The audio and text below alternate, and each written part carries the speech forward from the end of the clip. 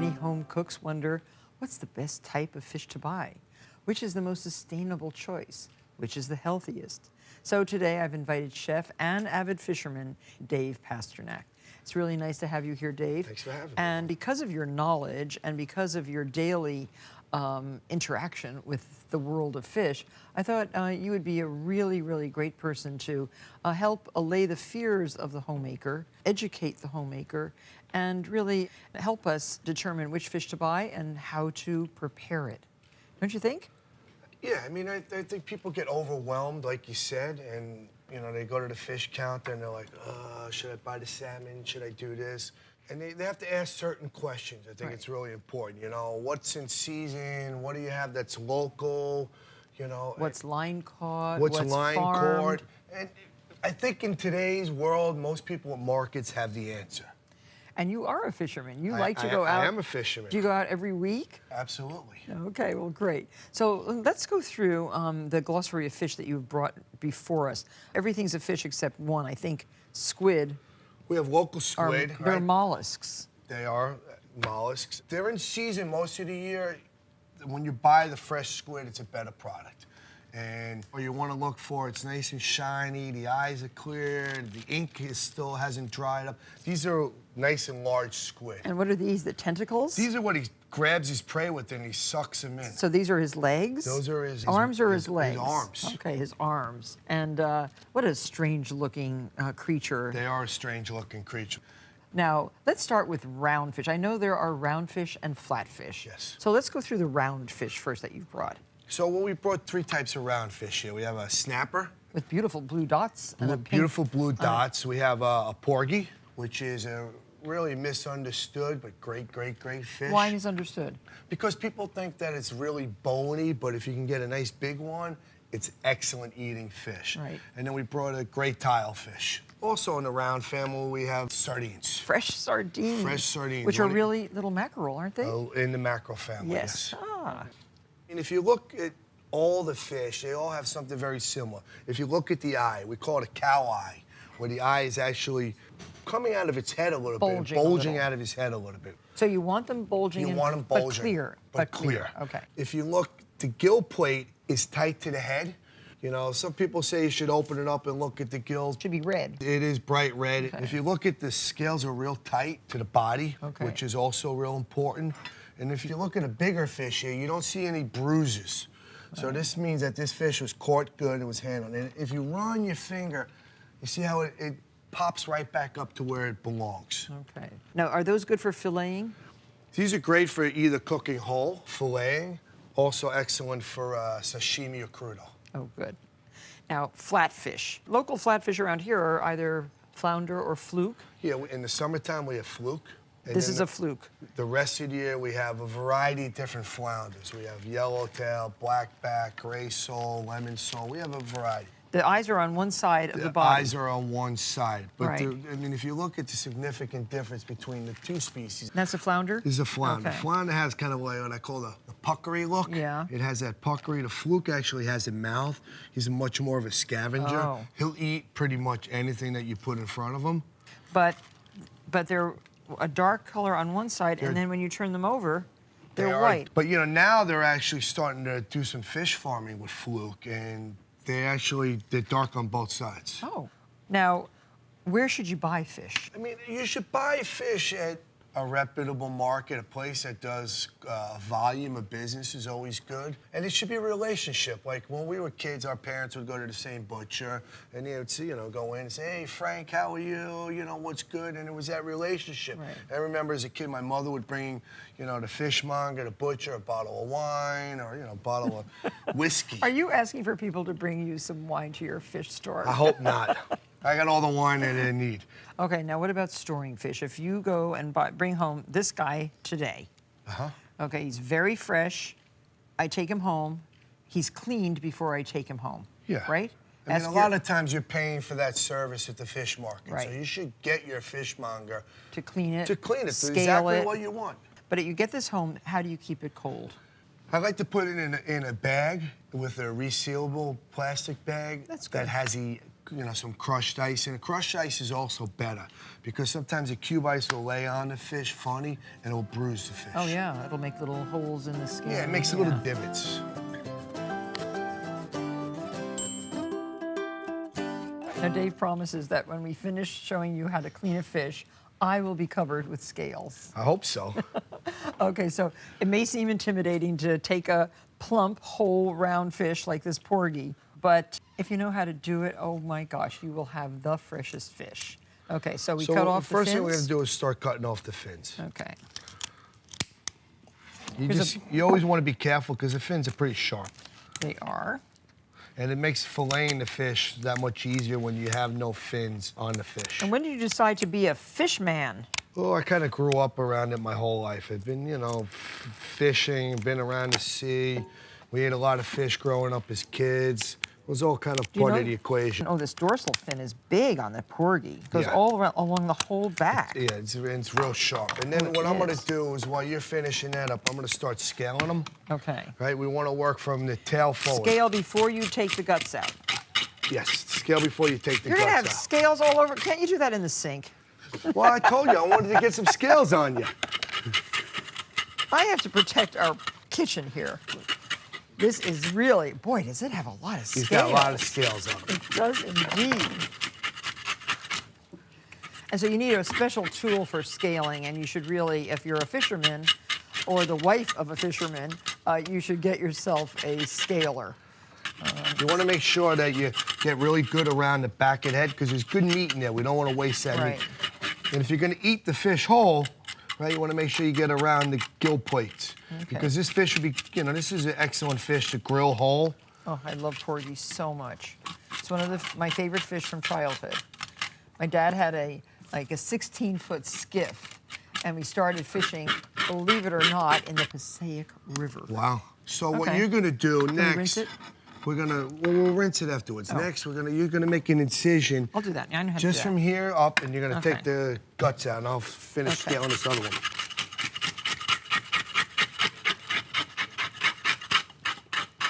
This fish has a lot of guts, Dave. Got a lot of guts in it. It has a lot of roe. It's a female. It is a female. Yes, it is. And the roe is not edible from a porgy? I'm sure it's Looks good. delicious. In a lot of parts of the world, they eat all the different roes and everything. So I'm gonna give it a good rinse. One of the things I like to do is if I was gonna eat the fish whole, we would remove the gill, and we break this little membrane that's inside the belly there. Yeah. So when you fillet, what you want to do is we're gonna make an incision going behind the head, right? That's gonna be our first incision. We're gonna make one incision. We wanna go all the way back, because I said there's good meat going all the way into the back of the head, right? Right here? Right all the way back to there. And then what we're gonna do is we're gonna just come, you see the way I turn the knife?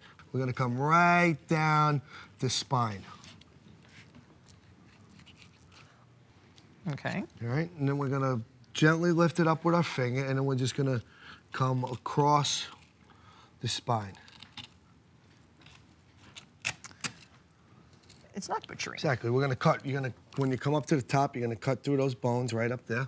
Okay. The knife is real sharp, so you should be able to go right through it.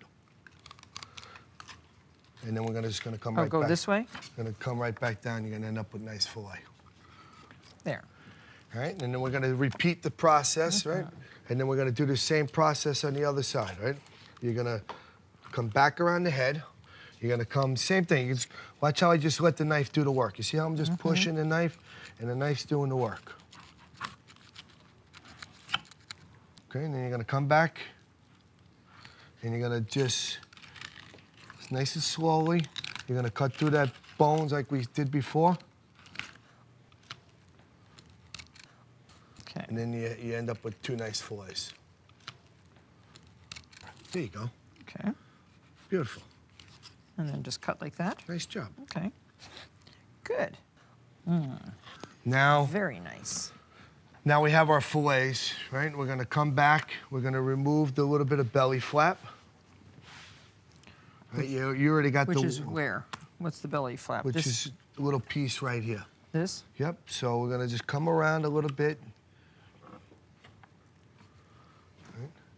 Oh, or, go under the bones. Yeah, watch. Okay. Exactly. Okay. Beautiful. Do you teach any classes ever? I do, I mean, yeah, a couple people call me up and want to learn? I have a lot of people always say, oh, can I come and hang out with you in the kitchen?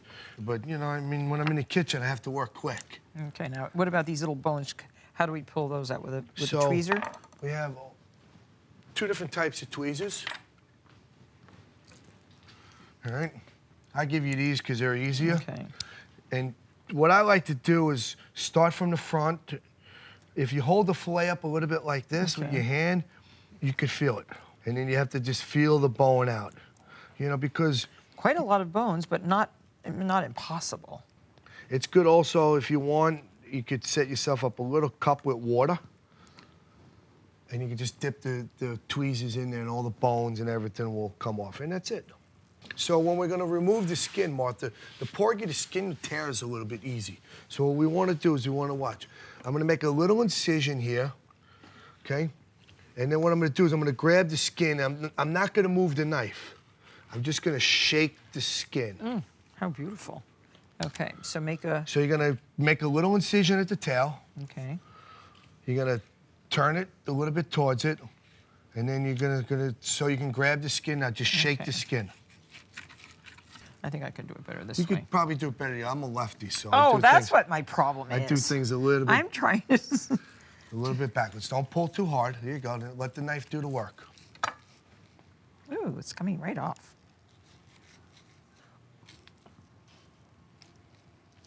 There we go. Beautiful. Look. And we got it all off. The skin didn't tear. Right? Yeah. Uh-oh. You see, we left a little bit. We can come back to that. No problem. Fun. Okay. All right. As soon as you're done with that, we're going to move on to our flatfish.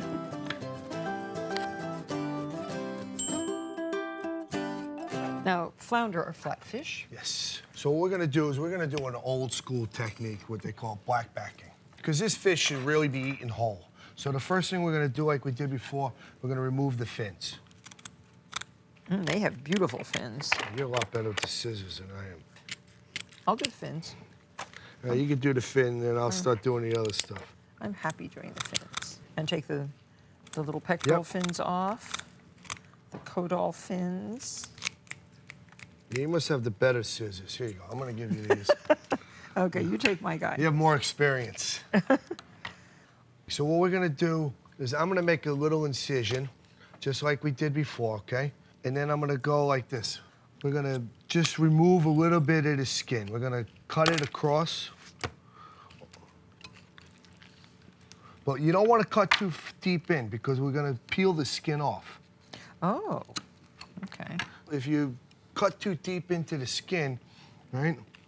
You're not going to be able to peel it. So watch, and we're just going to peel the skin off. That is what we call black backing. And it doesn't waste any. Oh, black backing means taking away the black skin. Taking away the black skin. Now make that incision to go all the way across and do the same thing. You don't clean it first? No.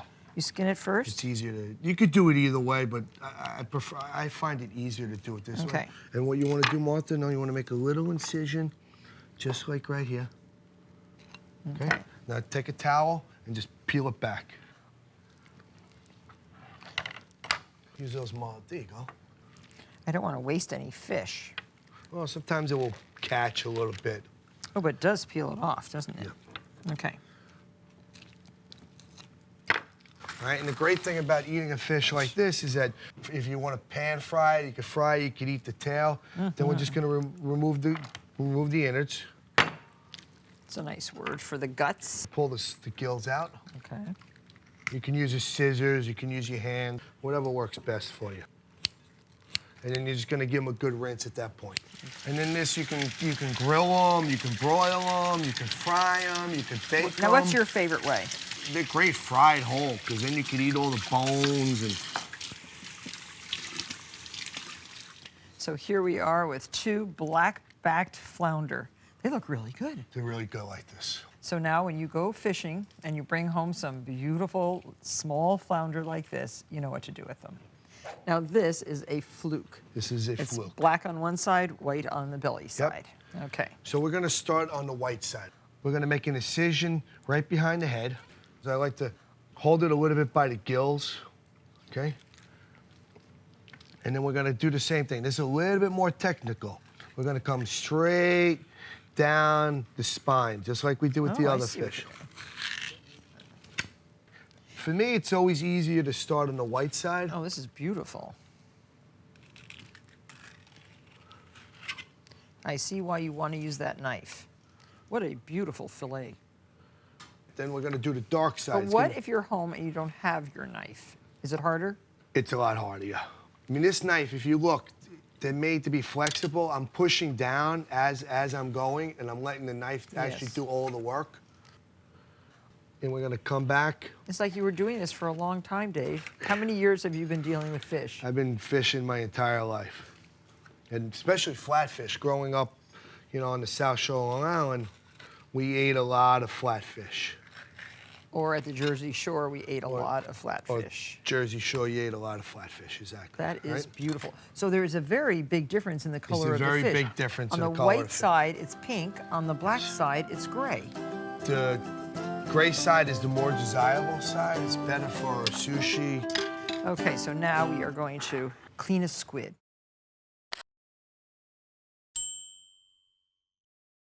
Next, we're going to show you the proper way to clean squid. And the flesh of the squid differs from fish in that it contains a lot of strong collagen, and the musculature is very different from pretty much anything else. It's crisscrossed, goes layers and layers and layers, and that's what enables the squid to change its shape. A lot of them, a lot of the cephalopods change their colors too. And they're just incredible animals. We're gonna do a little bit different. This is a great way to like impress your guests if you're having a dinner party. Oh, do this right at the dining room table? Well, I don't know if that's such a great idea, but what we're gonna do is, the way we're gonna clean a squid today is gonna be, we're gonna leave them whole. I like that. And it looks real pretty while we're cooking it. So the first thing we're gonna do is we're gonna remove these fins. Some people eat them. They tend to have a little bit of collagen in them. So we're gonna peel the outside of the squid. And there you're exposing that beautiful white flesh. White flesh. Oh, I love that. Yep. Right? And then what I'm gonna do is I'm just gonna make a little incision right here in the tip. And you can see there's this little cartilage bone here, right? We're gonna remove that. We wanna pull that out. Look at that, it looks like a piece of plexiglass. Then the next thing we're gonna remove is the beak. This is how he eats. So that's his mouth? That's his mouth. You Okay. can feel right there, it's a little sharp. Oh yes, a little teeth. Right? And you gotta be careful, because now we're gonna get into the head, and in the head we have the ink. So the ink can make a little bit of a mess. That's how he protects himself. There's a little bit of the cartilage also from the top. Look at that. And we're gonna come over to the sink. We're gonna remove the eyes. Right? You can see there goes the ink. Oh yeah. Now that ink is oftentimes used to color pasta, to Make risotto. They yes. use it to dye clothes. And then right here, feel right there. There's a little piece of hard cartilage that we want to remove that from the head. Okay. But in the meantime, we're trying to leave the whole thing nice and intact. Oh, so you want all the tentacles? I want everything intact. Oh, to me, that's the best part of the squid. Oh, I mean, okay. a lot of people waste that part of the squid, but I love that. So should we rinse? What we're gonna do is we're gonna rinse the inside out, and you wanna make sure that you get it good, especially when you're doing like this. You have to squeeze it good. A little bit of the ink is fine, but you wanna make sure there's no sand. And now Dave's promised to show us sashimi.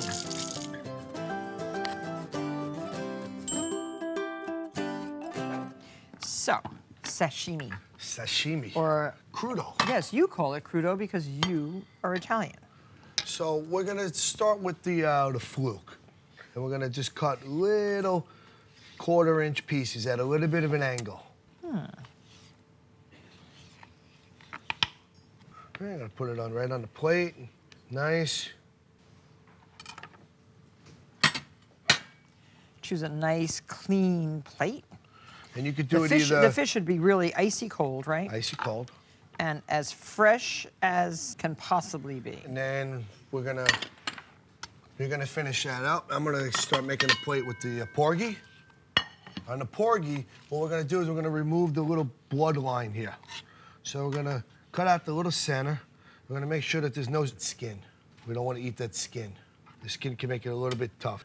So cut along the red line, right? Cut that red line out, yes. good to use a good knife. You want a good sharp knife. Now, there are restaurants in the world now that are called Crudo restaurants. There are places in the Oh, world. gosh, yes. And they're just taking the fresh fish and cutting it up and making it into... Now, how did you cut that? Again, just into chunks? Yep, same thing. Cut it a little bit of an angle. We're going to put all that on one plate. And then what we're going to do is we have some toasted pine nuts here. We're going to put a little bit of pine nuts with the porgy. I like to actually put it right on top of the fish. Right, you made some beautiful radishes. You could either use them as slices, or you could make matchsticks out of them. Right, and we're going to put that with the fluke. So beautiful. I'm just going to sprinkle them around. Right. Oh, I see. Oh, can I do it this way? You could do it however you like. Okay. That's one of the great things about cooking, is that you can be creative. With the radish, I like the lime. You want to make sure that when you squeeze the lime, you're going to get it actually on the fish. Oh, and eat this with chopsticks? You could eat it with chopsticks. You can eat it with a fork. You can eat it with your fingers. How Okay. pretty. And then with the porgy, we're going to do lemon. Don't put too much, though. You want to be careful. You just want a little bit, because otherwise you're going to dilute the fish. You're not making ceviche. Exactly. We're going to go salt. Thank you. So I'm using fleur de sel, as Yep. you are. We're going to do pepper. And then the most important ingredient, other than the fish, is good quality extra virgin. Make sure you get the oil on the fish, just like we said with the citrus. Pinoli nuts. And now, are these pinoli nuts toasted? They are toasted. Now, you could also cook up a little bit of the fish skin, couldn't you, and crispy it? You could have taken the fluke skin and baked it, or you could have fried it, and it'll come out nice and crispy. That would be so good. And It'd be delicious. Yeah, and you can just crumple that all over. Oops. Get your And salt, Salt. your pepper. So you Oh, like boy. me. I like pepper over there. You like it like me. I like a lot of salt. Oh, so do I. These are beautiful platters. There. What do you think? Outstanding. Oh my gosh. Now, forks are not the right implement. We must find some chopsticks. Oh, I don't know about that. You could use your fingers if you don't want to use a fork. But this is raw fish at its very best. Dave Pasternack style. Oh, Dave, this is so utterly beautiful. And it's just the way I love to eat fresh caught fish. Thank you very much, Dave. You are knowledgeable, you are adept with those extraordinary knives, and you really have shown us how to choose the perfect fish, clean the fish, prepare the fish, and serve it raw. Thank you for watching this episode of Martha's Cooking School. I know you've learned a lot. I'll see you next time.